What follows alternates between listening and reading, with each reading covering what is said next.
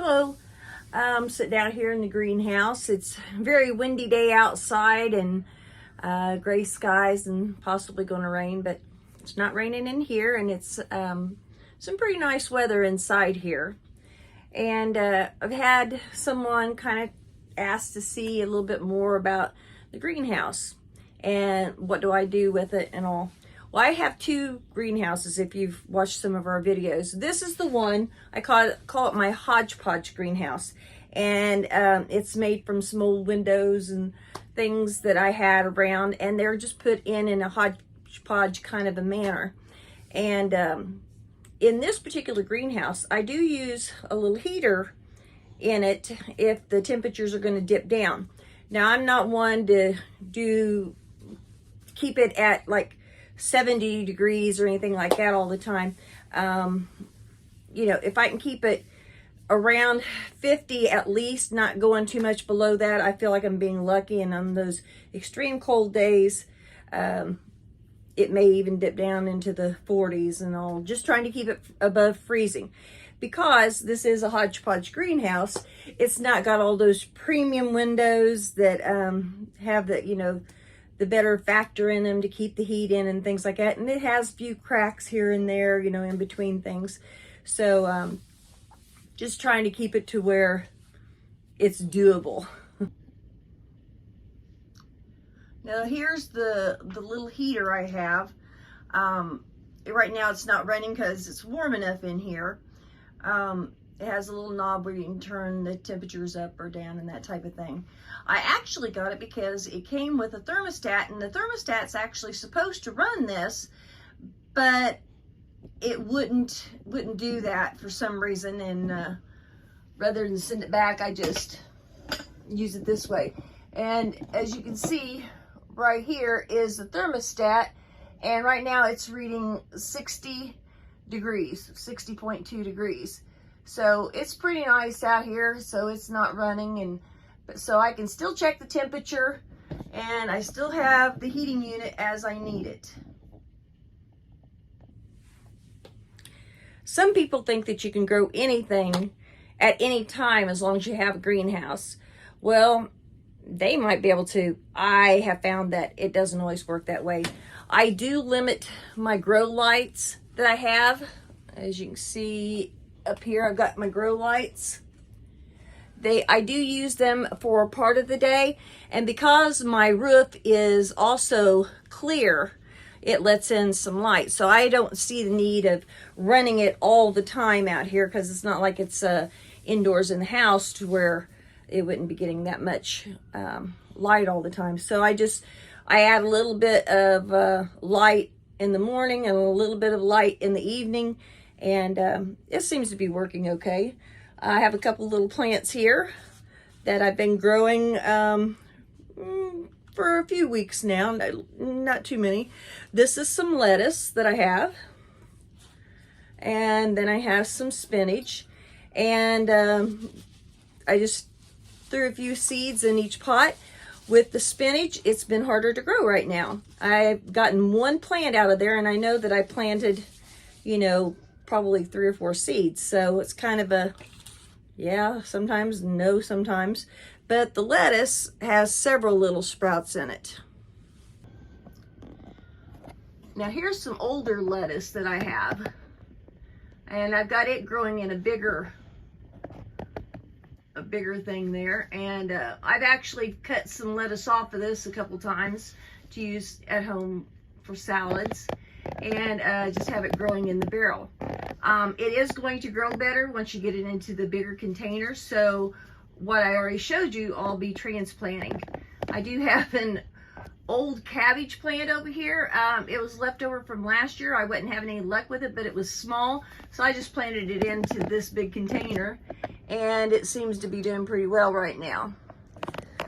I also still have some broccoli growing. I've taken some cuttings off of it. It looks like it's trying to seed out right now, so I don't know that I'll cut anything more off of it. Here's something that I'm kind of excited about. Or these here, that there is just weeds right there. But these here plants grow in here, they're coming up, and those are persimmons. I planted the seeds in there, and it's been weeks ago, but they are now coming up. I also have divided up some of my mums into some different pots, and those seem to be doing quite well. And they are here in my greenhouse.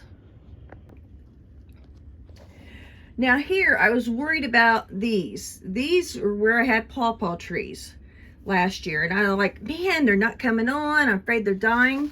But if you look very close, you can see that it's got some little shoots coming off of it.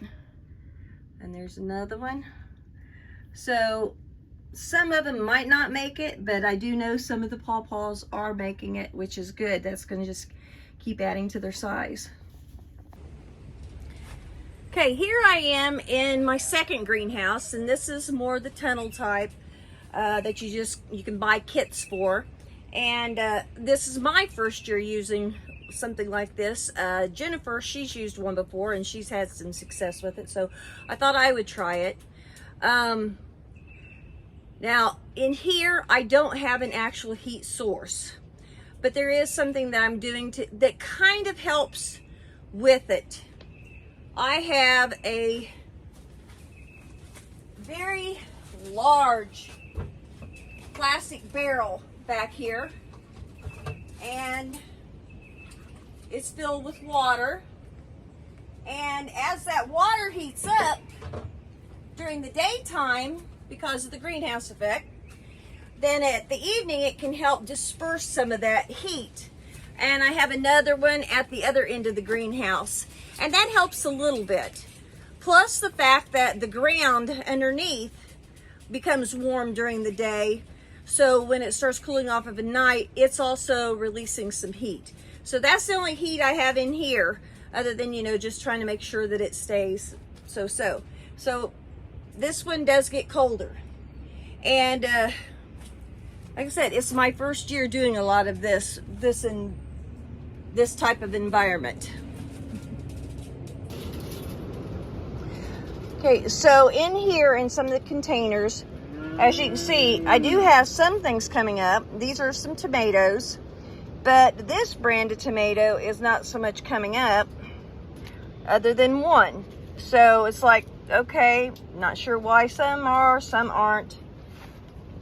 Down here, we had an early start on these type of tomatoes, and you can see they're really, this one's starting to look pretty strong.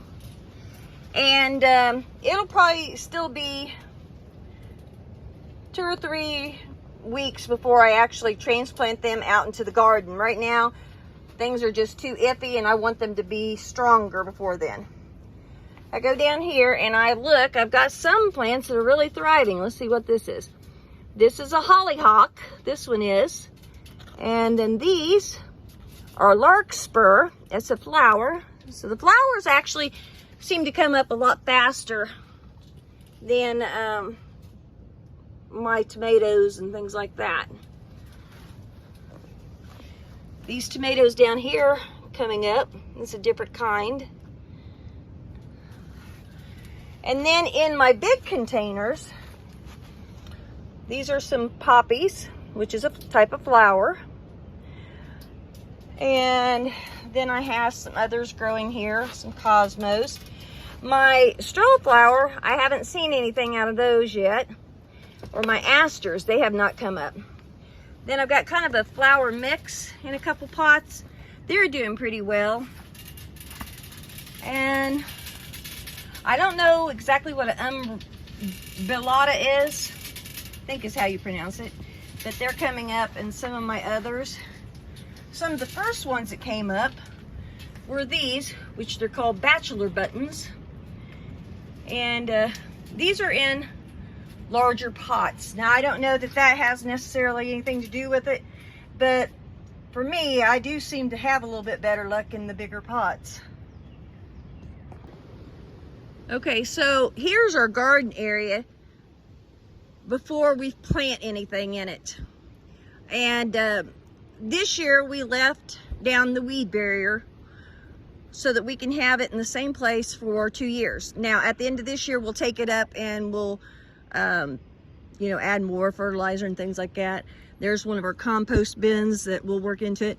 We're gonna add right here in this area some of this tarp, and then some down here by where the cellar is, kind of around, we're gonna wrap some down there. Now, I said, use what you have. Well, that's what we have done. We've got some T-posts and some old fencing, and we put that up to help with our tomatoes. It really helps if you can get your tomatoes up off the ground so that they don't rot. Here's just a small piece of panel, and we've got it attached. And here's this would normally, you know, people like, oh, get rid of it, throw it away. It's all bent up and everything. Guess what? A tomato plant doesn't care. It just absolutely doesn't care. In the second row we have, you might see those sticks there. Well, we had some old shovel handles, and last year we had some snap peas growing, and they kept getting taller and taller, and we just put those in there to kind of help with the growth of them so that they weren't falling over. So those will raise up and we can use that. One thing I would like to warn you about with this type of a greenhouse is if you go and you buy it, you need to make sure that you have it held down well. They will send these little, looks like some kind of a spike or staple or something like that that goes into the ground about this much. That will not hold these down when you get high winds. It just won't do it. So what I've done here is the barrel that I showed you back there, I actually have taken some twine and I have attached the bottom of it, being that it's heavy, and attached it to the framework on this end, and I did the same thing down there. And I also did something for the outside because the framework and then the white part are really two separate pieces. Here on the outside, I have, as you can see, some heavy blocks that are helping to hold it down. Now, I'll tell you right now, just these blocks would be not enough to hold it down in some of the high winds we've had. I think that the water on the inside is definitely helping. Now, my son down his house, on the inner part, he has some heavy logs, and he's actually attached everything with screws or whatever, attached them to these heavy logs to make it more like a house foundation type of a thing. And he hasn't lost his yet. The first one he had last year, he did lose it to high winds, and it just tore it apart. So luckily this one hasn't gone because I learned from his lesson. I do want to show you that I have green lights out here also. I've got this hanging over like this. It's over my timer and the main electric part. The reason why I've done that is in here it almost becomes like a rainforest at times with the evaporation of the water going up, and then it drips down. So I didn't want it directly dripping down onto my electric. So if it's going to drip, it's going to go there and then fall off. So, but yeah, I do have my green lights in here to help out. Probably it would be better if they could be closer to the plants, but we're just giving it a try this way, and it seems to be kind of helping out.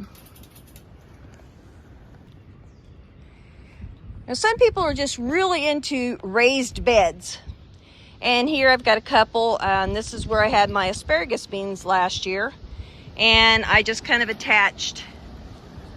made my own little trellis. Well, actually I didn't, my sons did. And grew my asparagus beans there. Raised beds are great, I love them. But when you're doing a garden the size that we're doing, that's just too many raised beds for us. So we got a couple so that I could try them. I do love them. Makes it easier, doesn't hurt my back as much. But on a big scale, probably not the wisest thing to have. I have one more over there, and I used it for flowers last year. I want to see how they did, and they did quite well. And then over here are my strawberry plants, and they're getting quite ready to come up. They're actually up pretty well. Now, I've had these for a year already, and so they are coming up, and not sure exactly when they'll start bearing the fruit, but at least, you know, they managed to live through the winter time. We did have some very cold times, and so they have survived. I'd had a bunch of straw placed over them, and of course leaves and things, and then this spring I kind of moved them out a little bit so that the sunshine could reach them a little bit easier. So, showed you about the garden. Now I'm going to show you one of my favorite things to do out here on the farm, and that is to come into this pen where you probably hear we have some goats. Say hi, Toots. Oh, Toots is very friendly. Here's a good view of this one. We're calling her Nutmeg, or Meg for short. Sometimes you might hear that. What do you think, Greta? You don't know what to think, do you? But then, Toots's babies are used to being handled now, and they're constantly coming up on top of us here. They love it. And of course, they're just as cute as can be. I love watching them jump around. Now, while this one's doing that, I've got one back here that keeps getting up onto my back, saying, pay attention to me too. Yeah. What do you think, sugar? Huh? Gonna watch the doggy, huh?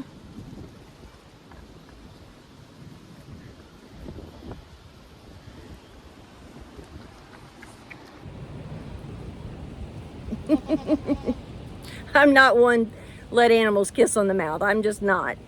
If ever you would like to come out and spend a little time with these cuties, just feel free. We'd like to see some of you. Bye. Thank you for watching Chamberlain Family Farms. You can contact us at chamberlainff@gmail.com. You can also see us on Facebook, Chamberlain Family Farms. We hope you enjoy. Please like and subscribe.